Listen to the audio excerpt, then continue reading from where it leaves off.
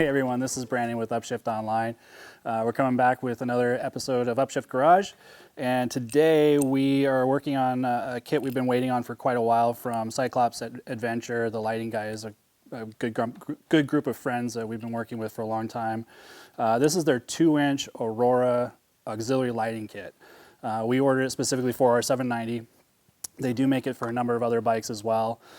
This kit comes with everything you need: mounts, wiring harness. It's pretty much plug and play, but there are a few things to keep in mind as you dig into this project, because the headlight pod for the 790 is actually kind of complicated, and getting into it and getting everything installed properly is a little bit tricky, but we're going to go through everything with you from start to finish. The kit we chose actually comes with the daytime running lights, or DRL. And what that is this little orange ring is an LED halo. It's actually super bright. The way it's configured is as soon as you turn on the key for the bike, that will engage or turn on, and it adds a ton of conspicuancy, which means it makes you a lot more visible to other motorists out on the roadway. So that's an important feature for us because it does up the safety factor pretty significantly. These lights are built on a CNC aluminum housing. They're 19 watts each, and they produce about 2,000 lumens each, so about a 4,000 lumen total gain.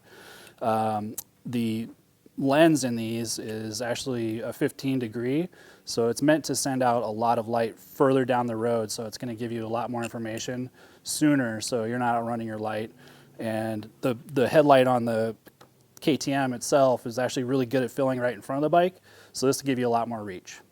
The tools needed for this project are actually pretty straightforward.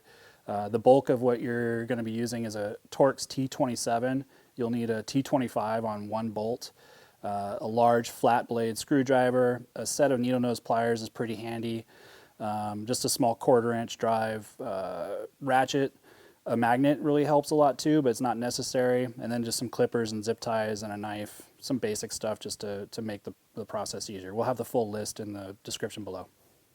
First thing to do is just remove the windshield. On the windshield you'll see 3 bolts. You only need to take out the center one because that's where it's actually mounted to the bike. This is just for a support.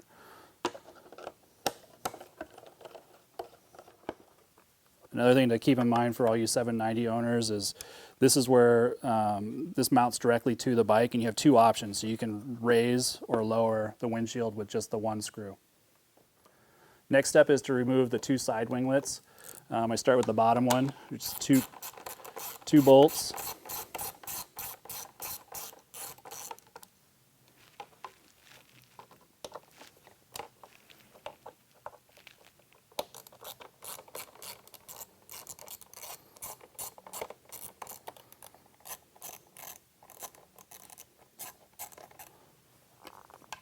So just remove this upper screw for the upper winglet. And to remove this, you just simply slide it all the way up, and it just disengages. There's 2 dog ears on the side there, and they just go into these 2 openings here. So don't just yank it out because it'll break those off. So up and out. Process is the same on both sides. Next step is taking off the front fender. It's not 100% necessary, but it certainly makes things a lot easier. Just these 2 upper bolts, and there's 2 bottom bolts on the underside of the triple clamp. Next step is taking out the this cap here, which is basically a place that they've left for you to mount GPS if you want to down the road. We do not have that installed, so it's just a cap at this moment. So 2 bolts, 1 on each side. Done. Go ahead and remove the 2 bolts holding the upper part of the dash, or the electronic suite.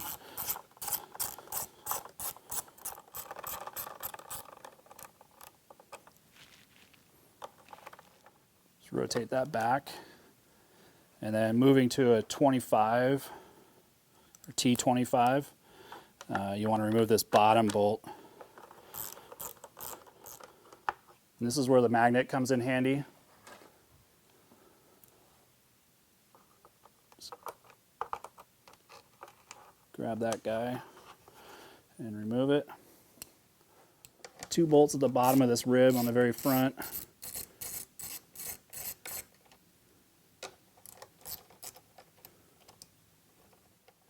One of the trickier things about getting into the headlight pod as a whole is this center rib. There's 2 bolts in the bottom, which I just took out, and then this top part is encapsulating the 2 halves, and it's friction fit on. Getting this off is a little bit tricky. It's very much like removing car interior molding or something like that. It doesn't want to go until it does go, and it feels like it's going to break before it happens. So definitely take a minute with this, but this is where the big flat screwdriver comes into play. Simply work it down in,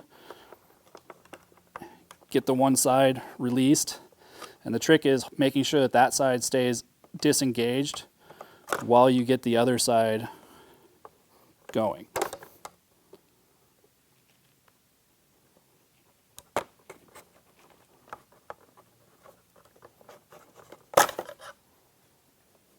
That's it. So there's 5 bolts holding the headlight housing together, and 4 of those bolts are actually directly into the headlight pod itself. The first bolt is this guy right here in the top rib. Next is here, and there's one directly on the other side of this one.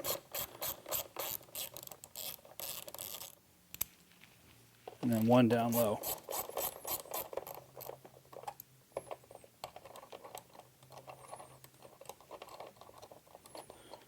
And again, just repeat same process on the other side. Under the main center rib that we just removed, there's one last bolt keeping the very top of this together. So now with all those bolts removed and everything's loose and open, simply just spread the pod apart and slide the whole headlight pod out and disconnect. One of the reasons why we're going with this auxiliary light kit is also because this pod is completely sealed. We can't change the bulb itself to make it brighter or any different. We can't augment it in any way. So adding auxiliary lights will really add to the bike as a whole. So now that we have the headlight pod out, one of the first things I highly recommend you do, especially if your bike is not brand new off the showroom floor and you've been riding it a little bit, grab an air compressor and some rags and just clean this out. There can be quite a bit of dust and dirt in here. It'll make your life a lot easier just having it nice and clean and a good easy place to see everything, because there's a lot of labels and things you need to find, small details. Once you've gotten the headlight pod out, the first thing I like to do is get this mounting bar put into place using these lower support bolts. I've got the one on that one side, but we'll just put this one in, and that's about as tight as you need it right now. Just leave it loose for the time being. One thing to keep in mind is this weld right here. Sometimes that can interfere if it's not consistent. You may have to file or grind that down a little bit to make this work. Once the mounting bar is loosely installed, I just went ahead and loosely installed the light itself as well, because what we're going to do right now is route the actual wire into the headlight pod. Next step, after you've just loosely installed this, there's a little cap right here. There's just 2 plastic pin deals. I just pulled those out. Simply just pull this plate out of the way, let it hang, and that will allow us to route these wires more easily. Really all you need to do is undo this bottom bolt that's on the head tube and pull it all the way out. And again, this goes for both sides. And then just loosen this upper one a few turns. And then over the support bar is the direction that I like to go with this. And then simply pulling out on the plastic. You want to get it up and over the stud that's right there, that's part of the head tube, so that this can be routed inside. Once you have the lights mounted to the bar just loosely, and you've routed the wires into the back of the pod, you're going to want to pull this harness up and out of the way a little bit and snake these wires up and through.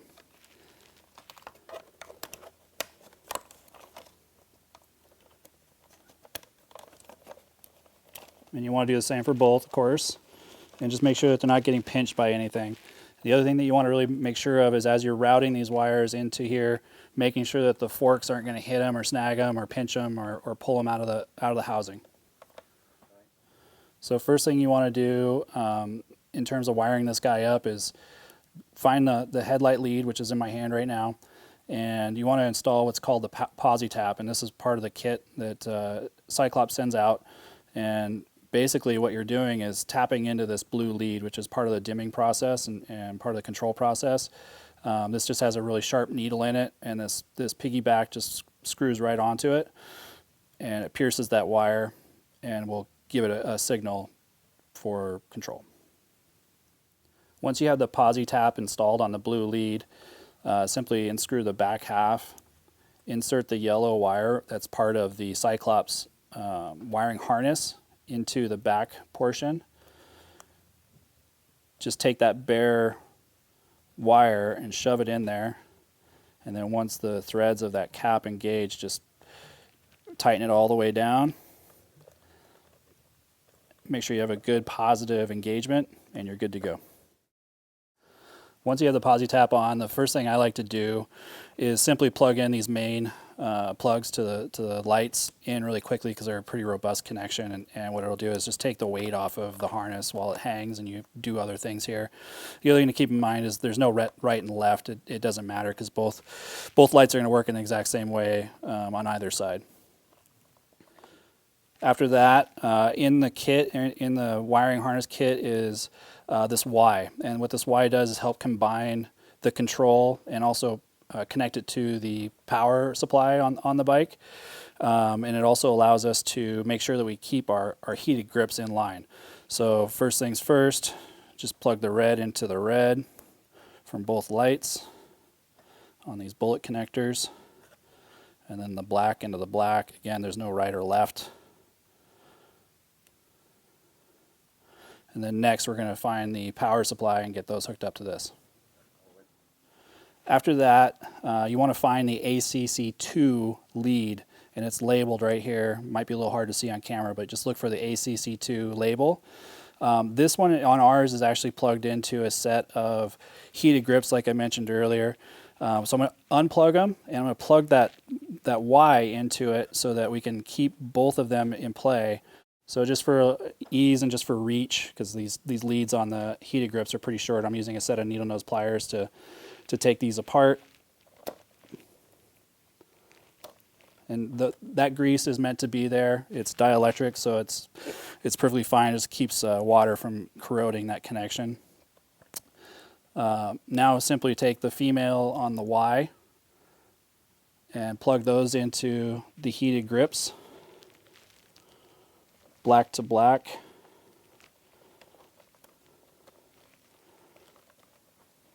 And then the red to the yellow.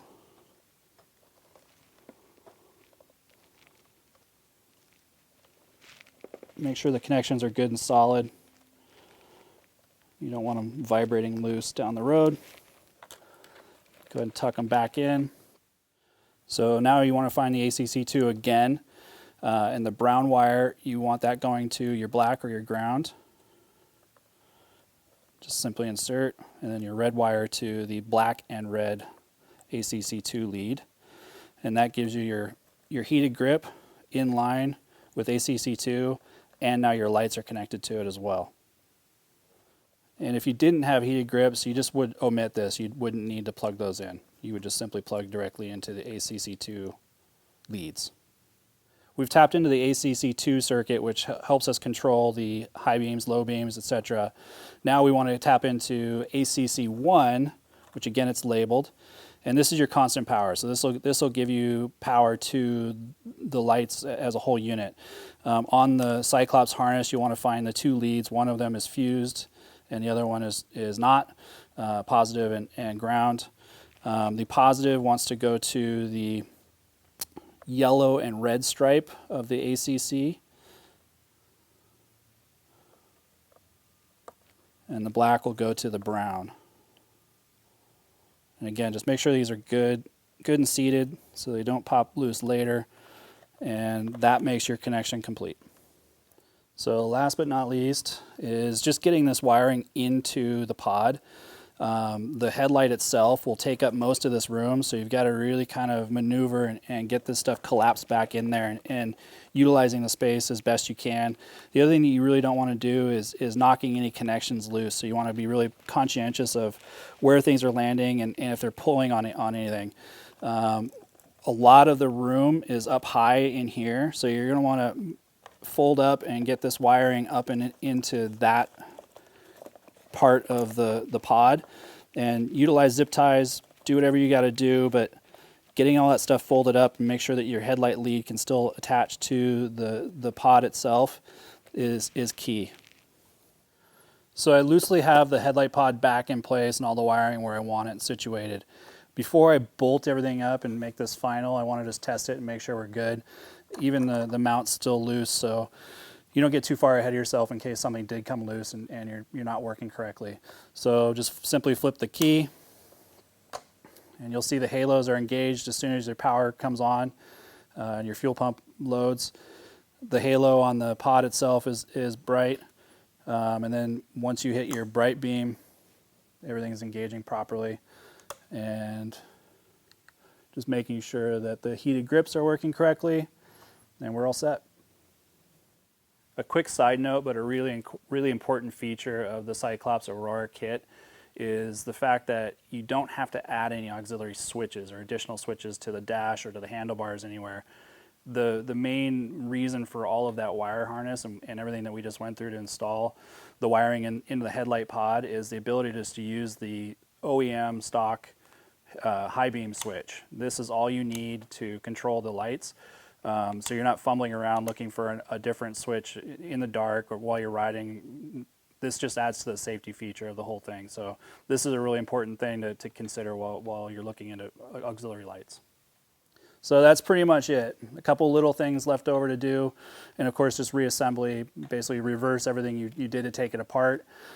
In the kit, there are 2 spacers and 2 screws that are a little bit longer. They're meant to replace the OE screws for the bottom of the rib, and they'll go through the mount bracket here so that it's aligned correctly. So that's really the last thing you need to pay attention to from the kit. Otherwise, everything goes back the way you took it apart, and you're good to go.